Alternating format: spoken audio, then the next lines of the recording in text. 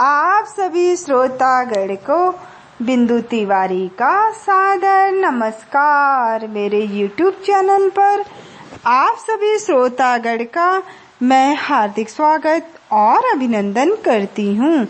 आज के सेगमेंट में मैं आप लोगों के लिए जियोलॉजी यानी भूविज्ञान की स्टोरी पार्ट 42 लेकर आप लोगों के बीच में हाजिर हूँ। इसे हमें तकनीकी रूप से उपलब्ध कराने में सहयोग रहा परम आदरणीय गुरु डॉक्टर मुकुंद नीलकंठ जोशी सर का। यदि मेरे से कोई त्रुटि हो जाती है तो आप सभी से हाथ जोड़कर माफी चाहूंगी। तो इससे पहले का पार्ट आपने ध्यानपूर्वक सुना होगा तो ये पार्ट आपको बहुत अच्छे से समझ में आएगा। तो देर किस बात की, चलिए आइए जानते हैं आज की कहानी के बारे में। विलियम स्मिथ का नाम तो आप लोगों ने सुना है। इन्होंने काम किया भूविज्ञान पर और सारे इंग्लैंड में अलग अलग भागों के सेलों का अध्ययन किया। उनके जीवाश्म प्रकारों को विस्तार से पहचाना और पूरे देश का भूवैज्ञानिक मानचित्र पहली बार बनाकर भूवैज्ञानिक मानचित्र यानी जियोलॉजिकल मैप कैसे बनाया जा सकता है इसका एग्जाम्पल प्रस्तुत किया। तो भी भूवैज्ञानिकों के जगत में उनका बहुत दिनों तक एक भूवैज्ञानिक के रूप में विशेष सम्मान नहीं था और इसका एक कारण तो यह था कि स्मिथ औपचारिक उपाधि प्राप्त वैज्ञानिक नहीं थे और दूसरे दिनों भूवैज्ञानिक सैद्धांतिक बातों में अधिक उलझे रहते थे और स्मिथ जो कर रहे थे वह ग्राउंड लेवल का वर्क था।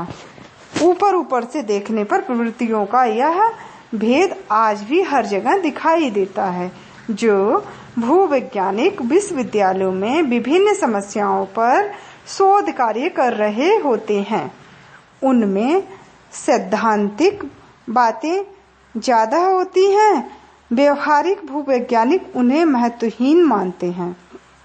अमुक खनिज या शैल 1 अरब साल पुराना है या 2 अरब साल पुराना है या मैग्मा से इतने ताप और दाब में बना या ठंडे पानी में निक्षेपित हुआ। इस सैद्धांतिक चर्चा में खान में काम करने वाले भूवैज्ञानिक को कोई रस नहीं होता। वह तो कहता है कि यह खनिज कब और कैसे बना। इसके बजाय अब मैं और गहराई में किस तरह खोदूंगी कि यह मिलता रहे, यह बताओ। यह विज्ञान के सैद्धांतिक और व्यवहारिक पक्षों का भेद है। भारत के प्रसिद्ध भूवैज्ञानिक मिस्टर बीपी राधाकृष्णा जी ने एक बार कहा था कि विश्वविद्यालय शोध कार्य उन प्रश्नों के उत्तर खोजने में कर रहे हैं जो प्रश्न कोई भी नहीं पूछ रहा। आप शोध कार्य करिए परंतु यह देखिए कि आपके शोध के निष्कर्षों का आम जनता के लिए कोई उपयोग है कि या नहीं। वैसे शास्त्रीय ज्ञान तथा व्यवहारिक उपयोग के बीच का गणित इतना सरल नहीं है।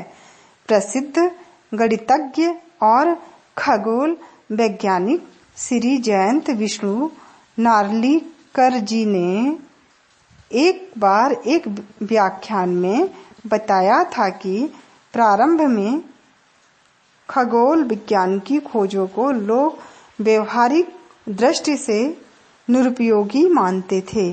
पृथ्वी सूर्य का चक्कर लगाए या सूर्य पृथ्वी का, इससे दिन और रात होने में क्या फर्क पड़ता है। चंद्रमा या मंगल पृथ्वी से इतनी दूर है कि उतनी दूर इस जानकारी का हमारे खाने पीने से क्या संबंध। लेकिन आज हम देख रहे हैं कि खगोल वैज्ञानिकों के उन सैद्धांतिक और ऊपर से निरर्थक से दिखने वाले शोधों के कारण ही मानव अंतरिक्ष में सैकड़ों हजारों उपग्रह भेज पाया और आज मौसम की सटीक भविष्यवाणी और सूचनाओं का तुरंत फुरत आदान प्रदान हो पा रहा है। प्रयोगशाला में बिजली बनाने का तरीका जब खोजा गया तब लोगों ने उसे निरर्थक खोज बताया था, पर आज बिजली के बिना जीवन की कल्पना नहीं की जा सकती।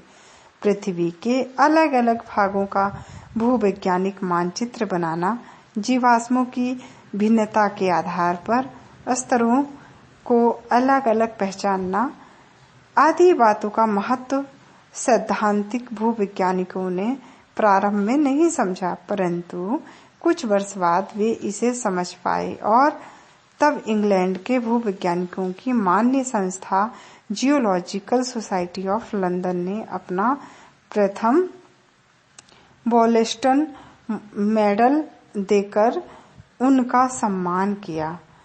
अलग अलग स्तरों के सेलों में अलग अलग प्रकार के जीवाश्म मिलते हैं और उनमें एक संबंध भी होता है। इन स्मिथ के सिद्धांतों और आज से पहले अलग अलग कालों में अलग अलग प्रकार के जीव रहते थे और आज वे पूरी तरह से विलुप्त हो चुके हैं। इस क्यूविए के मत ने भूवैज्ञानिक कालगणना की नींव कैसे रखी, इसकी चर्चा हम आपसे अगले बार करेंगे। तो हम यहीं पर आपसे इजाजत चाहेंगे। इस वीडियो को उन तक जरूर शेयर करिए जो लोग इंटरनेट सेवा से वंचित हैं। आप सभी का आदर सम्मान और स्नेह पाकर आप सभी को बिंदु तिवारी का तहे दिल से बहुत बहुत शुक्रिया। नमस्कार, बाय बाय।